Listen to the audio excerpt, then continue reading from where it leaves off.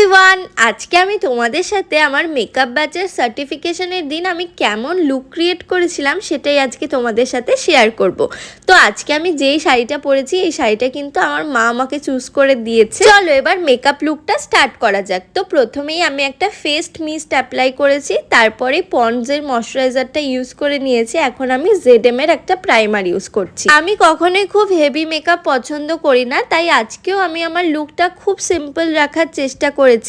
আজকে আমি আমার বেস মেকআপের জন্য ইউজ করেছি মেবলিনের ফিট মি ফাউন্ডেশন। আই মেকআপটা আমি আজকে একটু শাড়ির সাথে ম্যাচ করে করার চেষ্টা করেছি। আমি কখনোই এরকম ধরনের আই মেকআপ করি না। আমি আই মেকআপের জন্য একটা সিম্পল ব্রাউন শেড বা পিঙ্ক শেড ইউজ করি। তো আমাকে এরকম টাইপের আই মেকআপ করে কি ভালো লাগছে সেটা তোমরাই আমাকে একটু কমেন্ট করে জানিও। হ্যাঁ জানি হাতটা খুবই খালি খালি লাগছে, কিন্তু বিশ্বাস করো তখন আমার একদমই খেয়াল ছিল না যে হাতে কিছু পরতে হবে।